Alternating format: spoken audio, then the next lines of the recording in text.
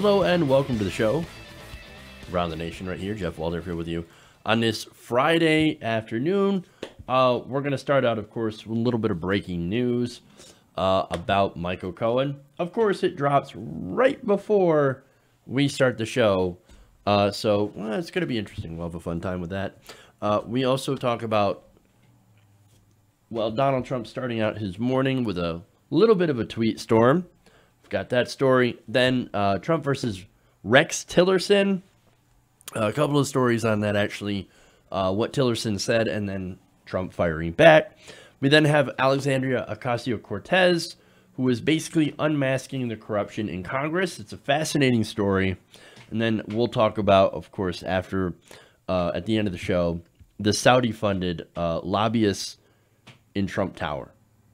So, now that's a story I wanted to get to yesterday. Didn't have enough time. I'm certain to have enough time today. So we are going to do that. Before I dive into the breaking news, please give us a like and a share if you haven't. Now, if you're on Facebook, please share out the stream. If you're on YouTube, also share. Give us likes, give us follows, etc. That helps the show. So if you're a fan of the show, if you like what we're saying, then please do that because it helps out a great deal. Okay. So, also, there are lots of ways to help the show now other than just liking and sharing. If you feel like doing something extra, or if you're able to do something extra, you can go to our Patreon, patreon.com/TYTNation. Help us out there. Also, you can donate through Super Chat. Super Chat, again, also goes to help the show. And if you're interested in owning some little piece of the show, some of the graphics from the show, I am looking at getting some merchandise out for people. So if you want the Around the Nation graphic on a t-shirt, I can do that. If you want it on a mug, I can do that. So I already have the TYT Nation graphic up on a mug. So if you want to, check that out, that's in the description of the video. So the Teespring store. So if you want to do that, hey, all right. Great. So that said, let's go to some of the breaking news here. Apparently, the Southern District of New York, this has to do with Michael Cohen. They said that the Southern District of New York, and this is according to a CNN reporter named Jim Sciutto, he said that the Southern District of New York has now requested that the court impose a, quote, substantial term of imprisonment for Michael Cohen. Now, they're saying that because his crimes apparently were, quote, more serious than his submission allows and were marked by a pattern of deception that permeated his professional life. So understand what they're saying there. Look, man, we think Michael Cohen's a snake, and he's a liar. And his crimes were incredibly serious. What crimes? Crimes that he likely committed on behalf of Donald Trump. Some are probably his own, don't have anything to do with Donald Trump. But some of them likely do have stuff to do with Donald Trump and, of course, campaign finance. I'm going to go to Brad Heath here, who is a investigative reporter for USA Today. He tweets out, federal prosecutors in New York say Michael Cohen should receive a substantial term of imprisonment, even after giving some credit for his cooperation with the Mueller investigation.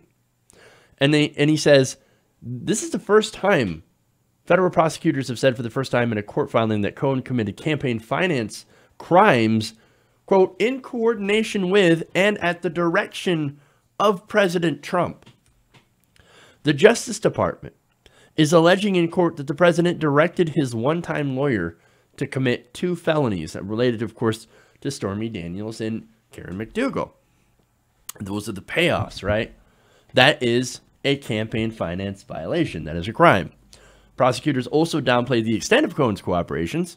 They say that he repeatedly declined to provide full information about the scope of any additional criminal conduct in which he may have engaged or had knowledge. Oh, this just got really interesting. This just got fascinating. So the Trump reaction, of course, is going to be an epic meltdown And with that in mind, let's go and, well, talk about that. What he was talking about this morning. All right.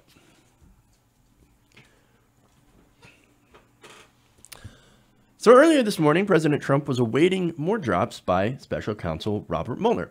Now, that was expected to happen sometime today, and as of the time of this filming, actually just happened, at least when it came to Michael Cohen. Some of the lawyers here, I'm sorry, federal prosecutors, not lawyers, in New York City, said that Michael Cohen should receive a substantial term of imprisonment, even after giving him some credit in the cooperation with the Mueller investigation. And they said that for the first time in a court filing that Michael Cohen had committed campaign finance crimes in coordination with and at the direction of President Trump. Those are 2 felonies. Uh-oh. So now, of course, President Trump, in the lead up to this, because he probably knew what was coming, decided to tweet about it earlier today. He said, let's see, in the following tweets here, Robert Mueller and Lincoln Lion James Comey are best friends. Just one of many Mueller conflicts of interest. And by, spelled wrong by the way, wasn't the woman in charge of prosecuting Jerome Corsi, who I do not know, in charge of legal at the corrupt Clinton Foundation? Total witch hunt. That's not the only tweet. Got more. He said, will Robert Mueller's big-time conflicts of interest be listed at the top of his Republicans-only report? Will Andrew Weissman's horrible and vicious prosecutorial past be listed in the report? He wrongly destroyed people's lives, took down great companies, only to be overturned 9-0 in the United States Supreme Court. Doing same thing to people now. Will all the substantial and many contributions made by the now 17, it used to be 13 angry Democrats or 12 angry Democrats. I was looking at that today. I was like, how many angry Democrats are there on Mueller's team? First there were 13 or 12, now there's 17. He's just making things up, apparently. How many, will all of the substantial and many contributions made by the 17 angry Democrats to the campaign of Crooked Hillary be listed at the top of the report? Will the people that worked for the Clinton Foundation be listed at the top of the report? What? Will a scathing document written about Lion James Comey by the man in charge of the case, Rod Rosenstein, who also signed the FISA warrant, be a big part of the report? Isn't Rod, therefore, totally conflicted?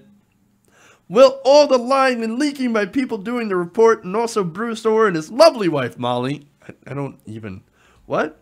Comey, Brennan, Clapper, and all of the many fired people of the FBI be listed in the report?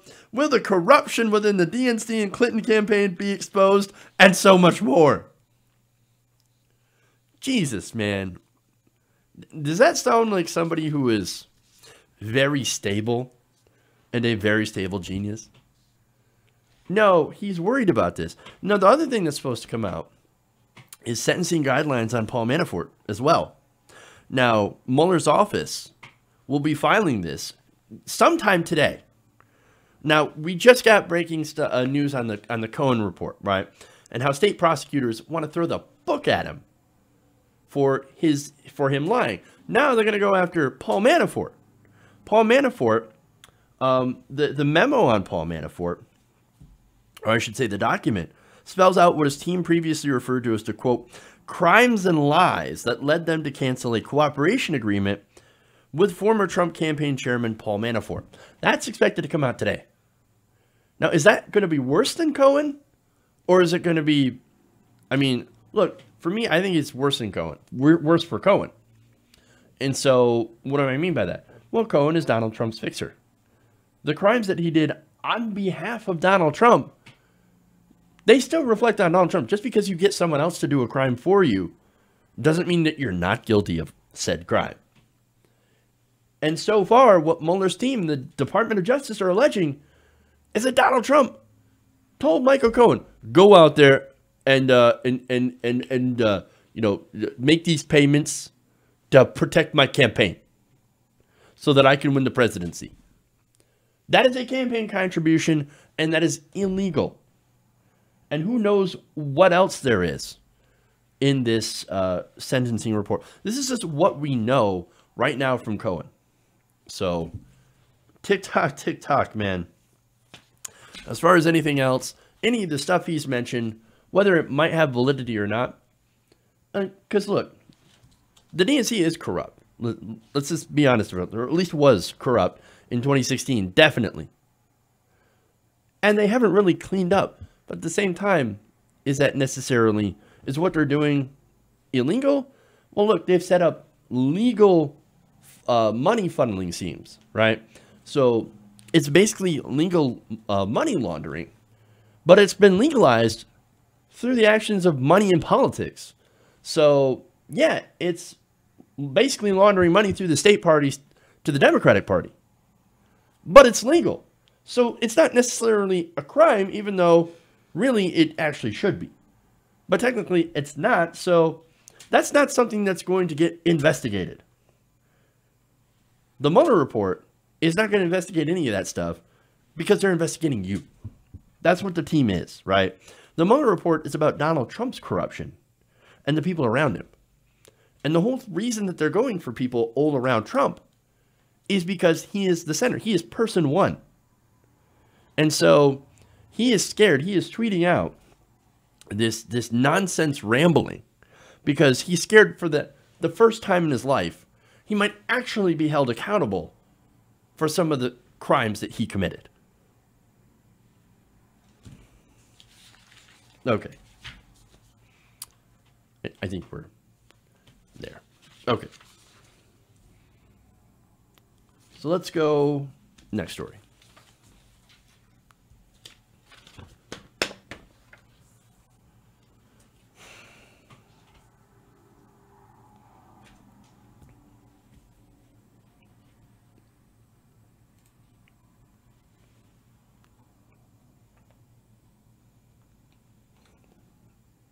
No, I don't. Yeah. Okay. Yeah. That's the one. Okay.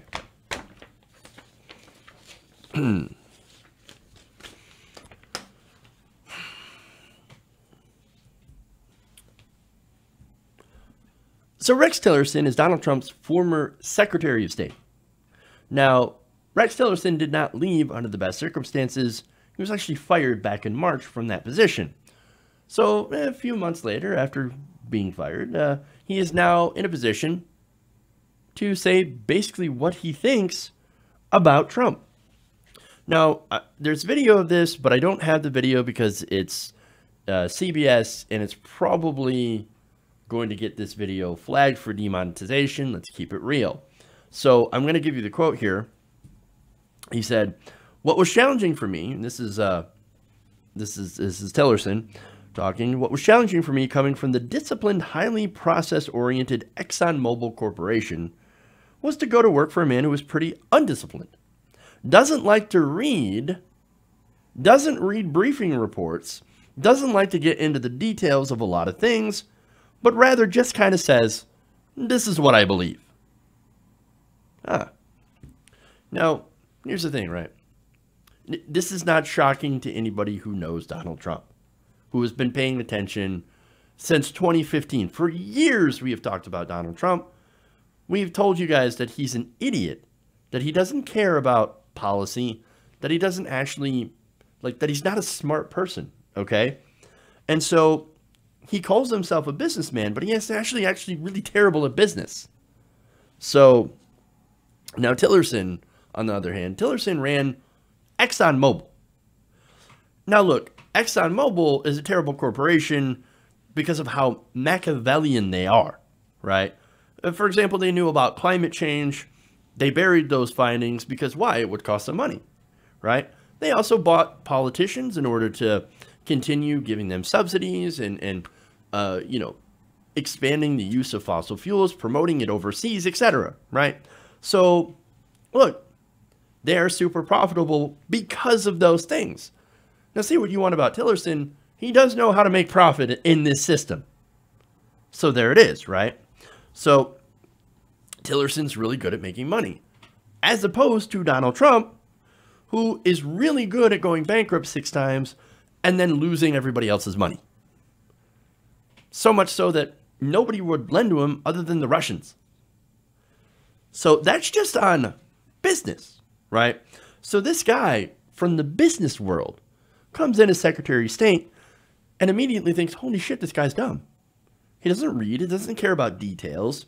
Thinks he's right 100% of the time based on the fact that he just likes being right. And that if he says it enough, well, then it must be true because I'm right. And then he thinks, what have I gotten into? Oh, great. And of course, there were stories out where he had threatened to quit and was stopped by Jim Mattis and John Kelly.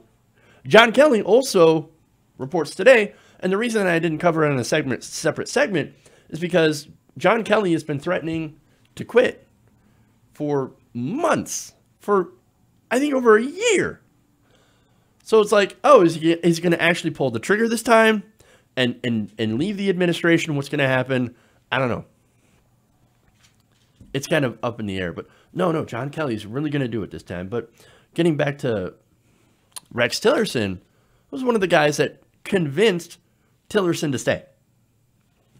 Now, Tillerson, funny enough, look, Donald Trump and Rex Tillerson have had a very interesting relationship, as I'm going to get into. For one, well, before I get into that, actually, Tillerson is going to continue with his soft criticism, by the way, of President Trump. He said, quote, he acts on his instincts in some respects.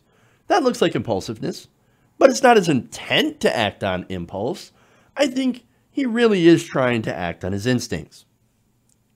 That's saying a lot of nothing. It's a lot of words for saying basically nothing. That is little distinction, same result. So keep that in mind. So look, he's trying to be diplomatic here. And as you're going to see in the next segment, that is actually going to backfire on him, of course. But when you read between the lines, of course, you see that he's basically called Trump a childlike, impulsive moron. Not a smart person. Not a smart person at all. It gets better, though. He also talked about how Trump wanted to do criminal things. Very interesting in the context of today.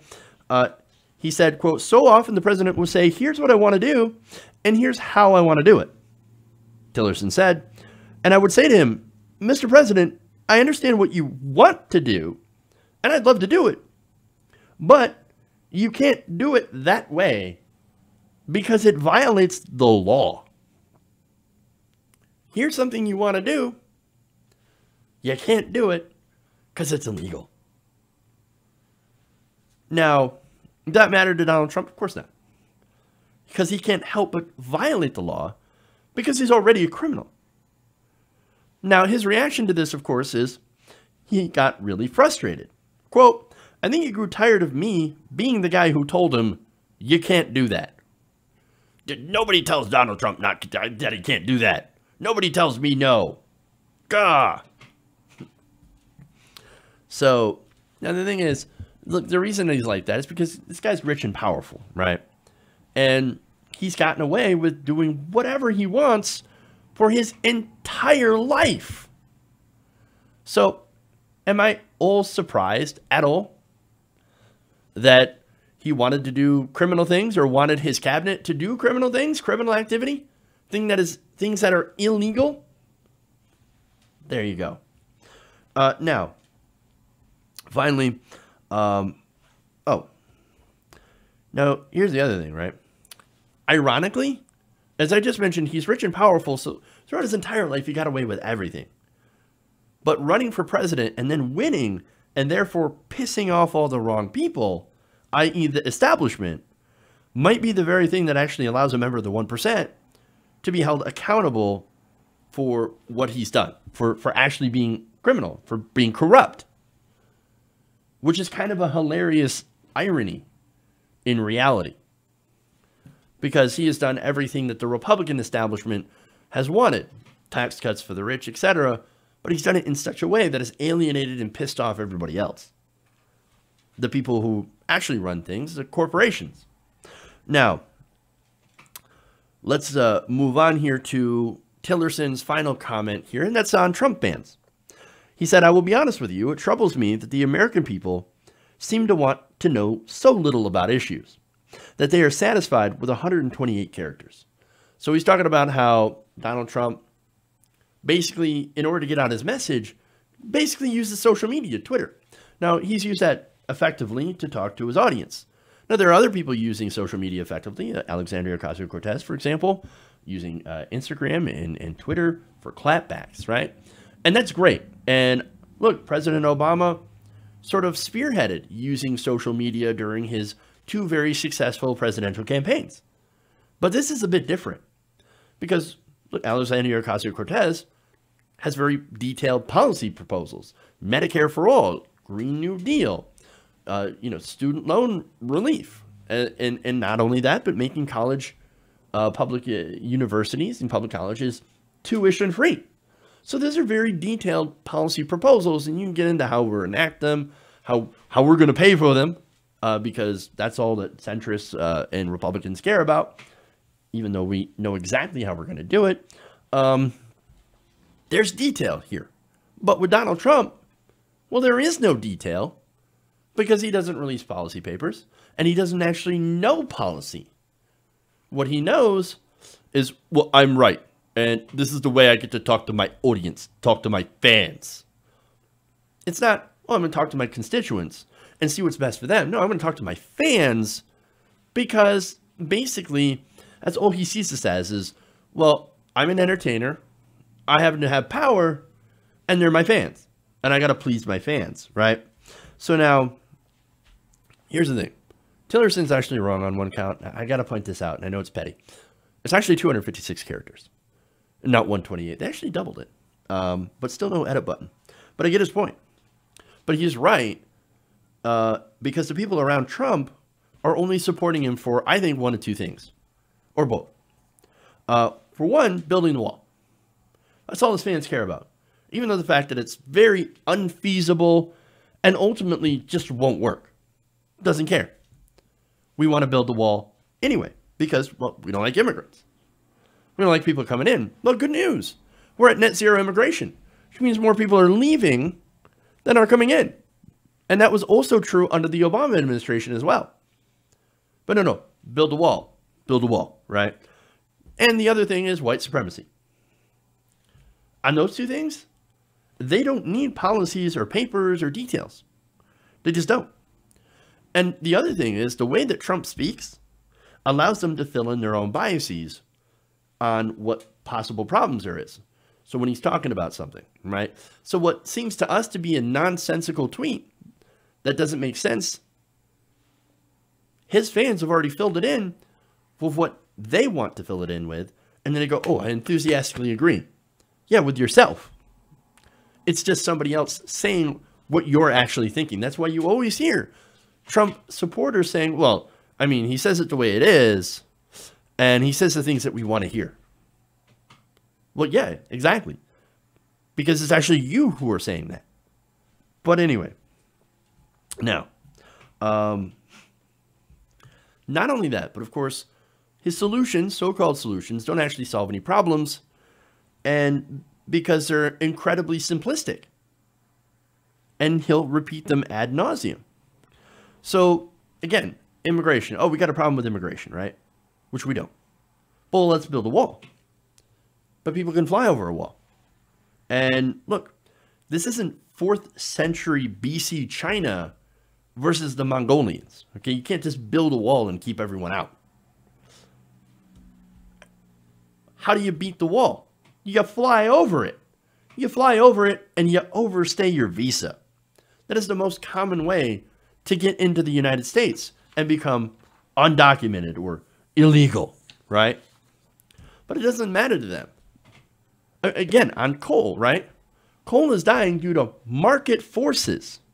It is more expensive to burn coal, to dig coal, mine coal, than it is to create a wind farm or solar energy. Even with the Trump tariffs, right? He doesn't care. Oh, I'm going to bring back coal. I'm going to put all the coal miners back to work. No, that's not going to happen. The coal mining is a very, very small part of the energy sector. Do you know who actually has more employees? Solar. But again, it's simple. The solutions won't work. They're simple and they sound good, at least to his fans. He doesn't need anything more than a Twitter account to reach his followers. Just like Trump, they're not intellectually curious enough about policy and actual details of how the government works. And I guess in some way, that's good. Trump being not so smart. Because, to be honest, a smarter person might have actually been more dangerous and more destructive. And so, there's that. All right. Moving on here. One more story on Tillerson.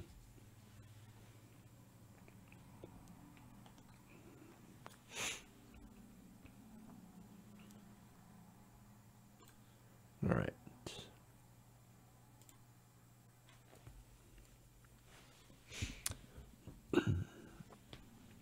Now, on Friday, Rex Tillerson had talked about Donald Trump in an interview with CBS. Now, Tillerson was fired back in March via a tweet. And he said that the president had to be warned that a lot of his proposals were basically illegal against the law. He said, so often the president will say, here's what I want to do, and here's how I want to do it. And I would have to say to him, Mr. President, I understand what you want to do, but you just can't do it that way. It violates the law. Now, along with that, of course, he basically said the president was undisciplined, implied that he was lazy, and as I said before, wanted to violate laws, break the laws. Now, the moment, by the way, that the former freaking head of ExxonMobil seems to be the better person in the room, that's just, man, that's, you're at a low point. How low can we go? Now, Trump, of course, struck back by tweeting this. He said, Mike Pompeo is doing such a great job. I'm very proud of him. His predecessor, Rex Tillerson, didn't have the mental capacity needed. He was dumb as a rock, and I couldn't get rid of him fast enough. Wow. And this is somebody who, by the way, had to be begged to stay by Jim Mattis, John Kelly, and even Mike Pence. Oh, no, we need you guys. We need you to stay, Rex. We need you to stay, Rex. We need stability here. That was in an old NBC article from back before March. No, we need you to stay. We need you to stay. Please stay. Oh, this guy's like, oh, I can't get rid of you fast enough. Why? It's because they didn't get along, right? But look, lazy and stupid. The projection here is off the charts. Why is that? Well, Donald Trump, look, we've heard stories, right, from aides that show that he's incredibly lazy as president. He has 9 hours of executive time. Now, what does he do with that? Basically, that's time where he's by himself, watching Fox News and eating buckets of chicken and drinking Diet Coke. So, look, that's super lazy. Not to mention all the time he spends golfing and not actually working. And look, when he does work, by the way, he doesn't actually read briefings. In fact, earlier in his presidency, some of those stories I referenced came out from frustrated aides who were working in the White House. Now, they told the press about how Trump didn't want to read a half-page briefing. He just didn't. First, it was like 1 page, and then like, oh, full page is too much. No, reduce it by half and fill it with killer maps and graphics. And then before one of his foreign trips, he told his aides, like, or one of his aides came up with an idea of like, okay, we got to get President Trump to read these damn things. I know, here's what we're going to do. We're going to put it in tweet length. And we'll see if he reads his briefing that way. And we have to pepper his name throughout so that he'll pay attention. Because otherwise, he won't pay attention and he won't read anything. That's what we're dealing with the president, right? And look, this is somebody who doesn't understand anything. Like, for example, listen to his explanation about nuclear or oceans, why we couldn't help Puerto Rico. get aid fast enough. Dude, we were surrounded by, it's an island surrounded by water. Big water. Ocean water.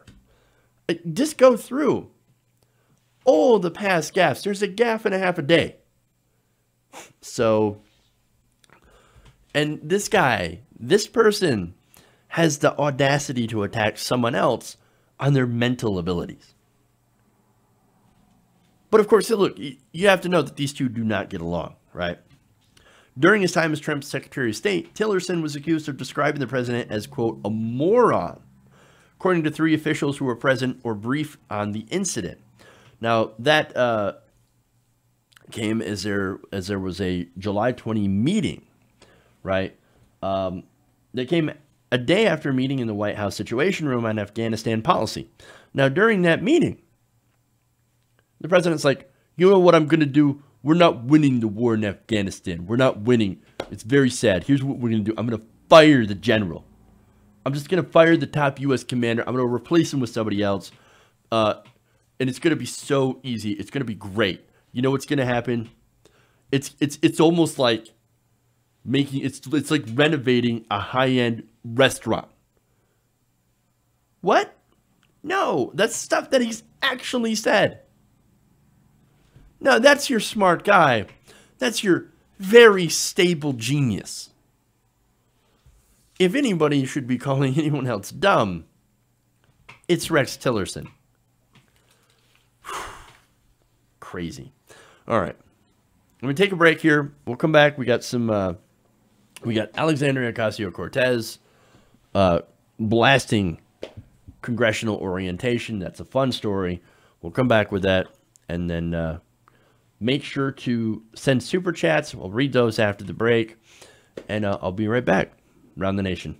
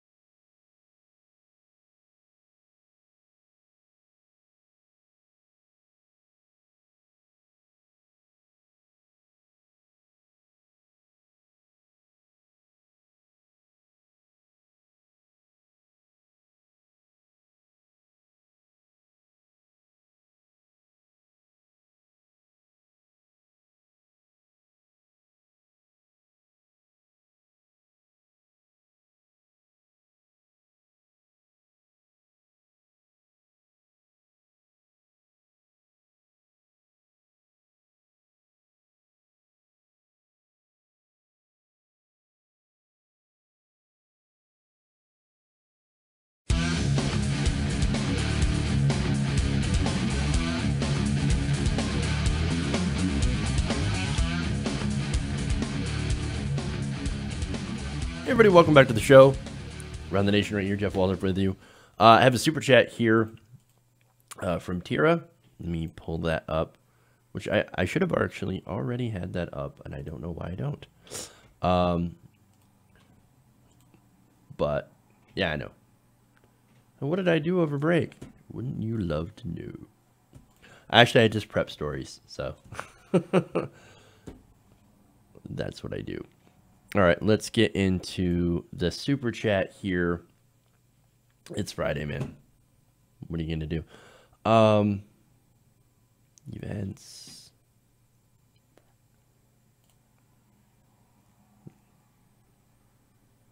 Almost there, guys. Here we go. All right. Tira says, thank you for always, or thank you as always for the great analysis. Well, thank you, Tira. I appreciate that. Super chat is what helps the show continue to go and grow. All right. Now, let's see. I'm seeing a discussion here in the chat, by the way, before I get back into the news. There's a video game discussion, and it's giving me life. I love it. So we're talking about Dragon Age. We're talking about The Witcher. I'm like, yes. Because, you know, what's funny is I've been diving back into some of the old games, which I completed most of, but never really finished. I know, it's crazy. I haven't finished The Witcher 3. What am I doing with my life? So I'm working on that, actually. I'm also working on finishing Inquisition. And I'm working on finishing Red Dead Redemption, Spider-Man. So it's just like, holy crap. I have a lot to work on, and not a lot of time to work on it. So maybe I'll do like a live stream or something on that. No RuneScape. No. It's not quite yeah, not quite my speed, but anyway. So all right. That said, let's go into more stories here. And we'll go with AOC.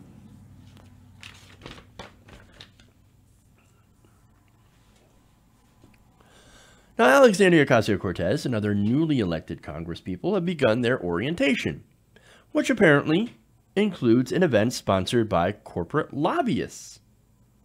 Now, the 3-day event is being hosted by the Harvard Kennedy School Institute of Politics, which is basically a pro-corporate organization. Now, in a series of tweets posted on Thursday, Ocasio-Cortez and fellow progressive Rashida Tlaib, who took over for John Conyers' seat here in Michigan, decided to critique the event. She said, right now, freshman members of Congress are a bipartisan orientation with briefings on issues. Invited panelists offer insights to inform new Congress members' views as they prepare to legislate. Now, whose views do you suppose they're going to legislate in favor of? Well, to answer that question, let's look at who's speaking, right? So now she gives a breakdown, not necessarily of who by name, but of what they come from. So now they have industry executives, right? Corporate CEOs. Apparently, she notes that they have had about 4 different corporate CEOs that the incoming freshman legislatures have listened to speak. Okay. So I'm assuming then that for balance and to make sure that you hear all viewpoints, you're going to have labor leaders come to speak to Congress as well, right? So how many labor leaders had spoken? 0. Not a dick. None. So, wow. Okay, no balance there. Moving on.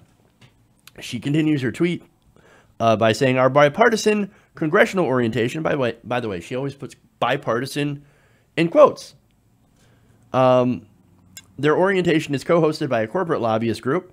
Other members have quietly expressed to me their concern that this wasn't told to us in advance. So they basically shove all these freshman Congress people into a room with these corporate executives who make sure to tell them, okay, here's what you do. You do whatever we tell you to, and we will make sure to give you legal bribes. That's what's going on here, right? Now, she said lobbyists are here, Goldman Sachs are here. Where's labor activists, frontline community leaders? They are suspiciously absent. You know why? Because silly Congress, or silly progressive, Congress is for corporations. This seems less like a bipartisan orientation program and more of a, hey, this is how you engage in the system of legalized bribes. I'm not kidding either. Tlaib quickly retweeted the statement and added her own comment to it. And this is why I love her. Quote, Gary Cohen, former CEO of Goldman Sachs, addressing new members of Congress today. Quote, you guys are way over your head. You don't know how this game is played. Now, that game is, hey, corporations like mine, we get to tell you what to do. You do it, and then you get rewarded with a legal bribe. And that's it. That's how it normally works. However, Ocasio-Cortez and Tlaib, well, they're Justice Democrats. So they're not there to play that game. In fact, Tlaib in her tweet said, quote, no, Gary, you don't know what's coming. A revolutionary Congress that puts people over profits.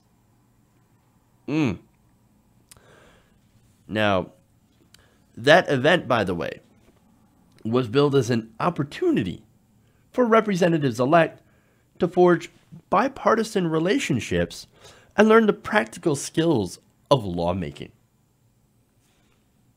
It's an opportunity, yes, to meet corporate leaders and then to talk to Republicans about how you both take money from these giant corporations and do their bidding. That's what bipartisanship is now. It's when Democrats and Republicans both get together to advance corporate interests, to advance the interests of the donor class. And that's what these things are all about. Look, these donors, by the way, some of the people that were there were General Motors chairman and CEO Mary Barra, and Johnson & Johnson chairman and CEO Alex Gorski. Mary Barra, by the way, look, GM just laid off a whole bunch of people, just over 14,000 workers, even though they're an extremely profitable company. They decided to take one of their lines, the Chevy Blazer, and have it manufactured in Mexico. Instead of, look, they're having a problem with selling cars. Okay, well, here's what you do. Since you're selling so many trucks and SUVs, you retool some of your existing plants to start producing those. Are they going to do that? No. As I mentioned before, they took one of their lines and they said, we're going to send it to Mexico so we can save a shit ton of money. That's how that works. And she is there, the CEO is there, talking to Congress. Of course, to get Congress to continue to give them subsidies and tax breaks, etc. But notice how there are no union members, no leaders of the AFL-CIO, no UAW speakers. Of course not. The only perspective that they want, and the only relationships they want to forge, is between Congress members and corporations.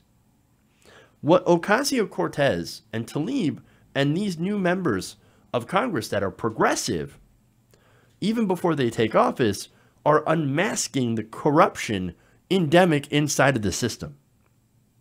And showing, by the way, at the same time, how deeply disdainful of the working class our politicians actually are. This is something, of course, that we already knew. However, to have it spelled out and shown so plainly deserves our thanks. Now we know. Thank you, Alexandria. And thank you, Rashida. Okay.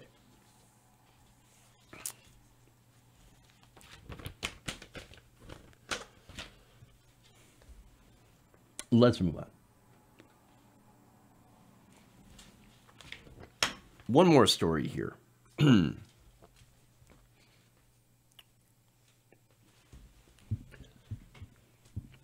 So there's a new report out by the Washington Post that has detailed the Saudi government's efforts at lobbying the Trump administration. Now, according to this article, lobbyists representing the Saudi government had reserved blocks of rooms at President Trump's D.C. hotel within a month of Trump's election in 2016.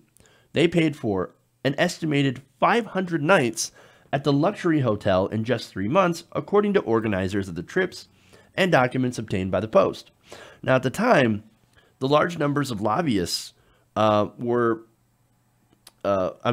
lobbyists were reserving large numbers of D.C. area hotel rooms as part of a campaign that offered military veterans a free trip to Washington. Now, of course, that came with some strings attached because they were sent to Capitol Hill to lobby against a law that the Saudis had opposed. So there's some big issues here, right? Now, for one, the Saudi government literally used veterans to campaign against a law that they didn't like. Now, that law, the one that they really didn't like, was called the Justice Against Sponsors of Terrorism Act. Now, that act was passed by Congress. Now, President Obama, of course, look, Obama and a lot of these presidents, Clinton and now Trump, are deeply in favor of Saudi Arabia. You know, going back, of course, to cheap oil deals and, we've got Israel and we're against Iran, etc. And so President Obama vetoed that. But there was enough support in Congress, bipartisan support, to say, you know what? No, we're going to override your veto and we're going to put this into place. Now, what is this, right? Well, the law, backed by families of the September 11 victims, basically would open the door to costly litigation alleging that the Saudi government bore some blame in 9/11, because out of the 19 hijackers involved in the attacks, 15 of them were Saudi Arabian, were Saudi citizens. And the Saudi Arabian government has been sponsors of terrorism. And of course, they've spread the most fundamentalist strain of Islam all over the Middle East. So yeah, they're a bit dangerous, right? So now Saudi Arabia, not thrilled about this because it would cost them money, especially the Saudi royal family, right? So now they decided to recruit some veterans to now fight against the 9/11 families. Now they found one in Jason E. Johns. Now, Jason Johns was an Army veteran and a Wisconsin lobbyist who began emailing other veterans. He was hired by Saudi Arabia, a firm. So a firm was employed by Saudi Arabia, and the firm hired Mr. Johns. And so Johns, his job was to rally veterans. And so he began emailing them. And according to identical emails two veterans shared with the Post, Johns invited the veterans, whom he did not know personally, on a trip to, quote, storm the Hill to lobby against this particular law. Now, the email said, lodging at the Trump International Hotel, all expense paid. John's email signature said he was with NMLB, Veterans Advocacy Group, which is John's law firm in Madison. Now, according to filings with the Justice Department, Johns was making the overtures on behalf of the Saudi government. The Saudis' longtime lobbyist, Corvus, was paying someone else, who in turn was paying Johns. So follow the money, and they did, and it led right back to the Saudi princes.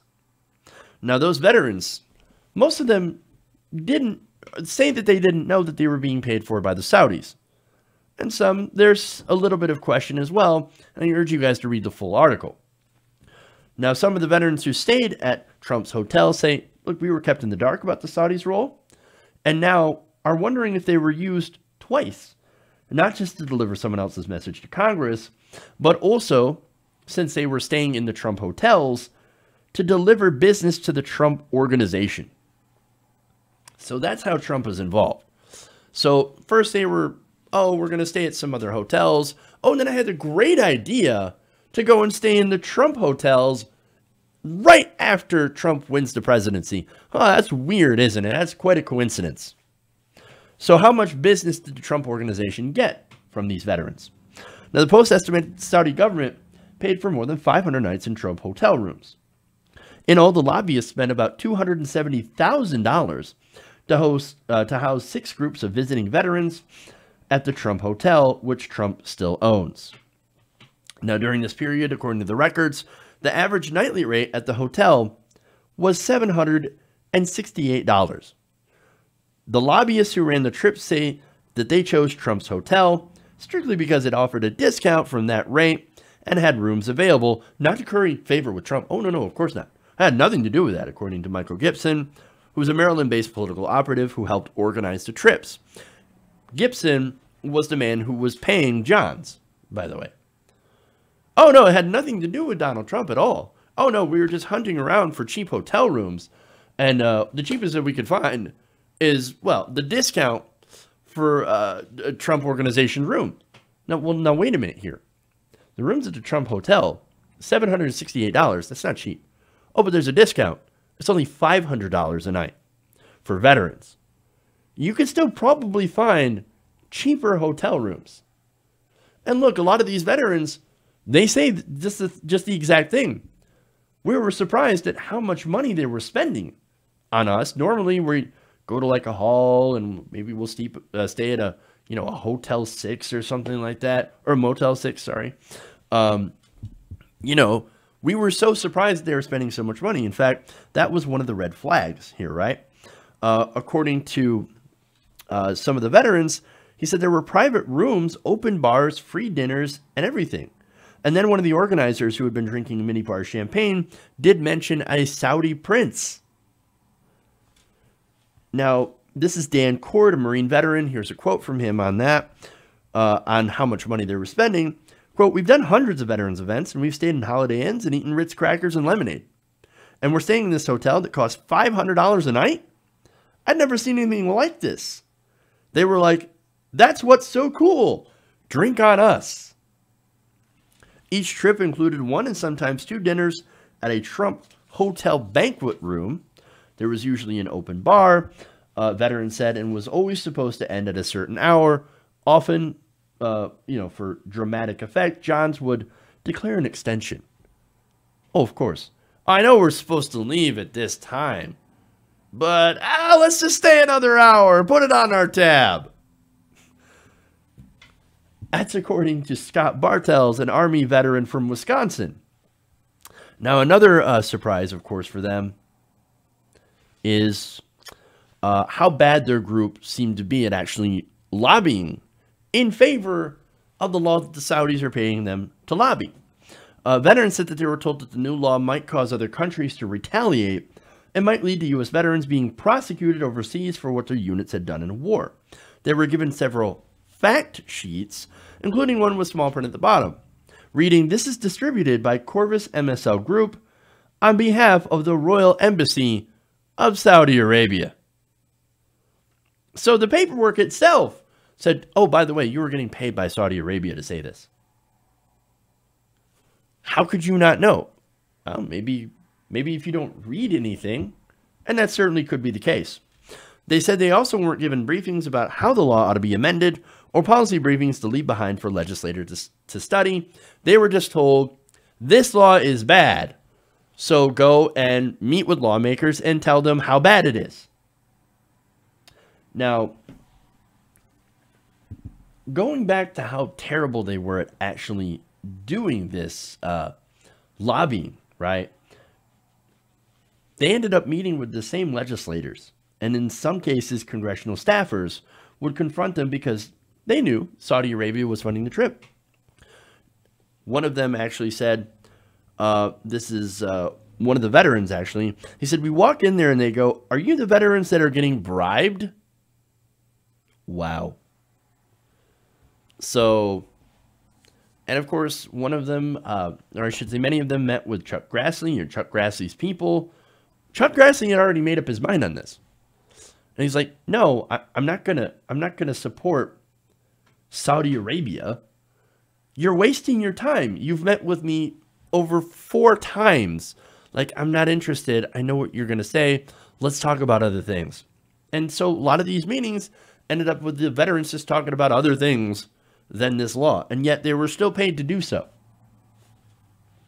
So now, what's Trump's role in this? Well, basically, he just sat back and made a ton of money through his hotels. So was there an active law or an active, like, was he active in this and setting it up? No, he was just reaping the rewards. He was getting a lot of money right after he became president. Now, the problem with that is that breaks the emoluments clause in the Constitution. He is making money from a foreign government as president of the United States. That's a big, gigantic no-no.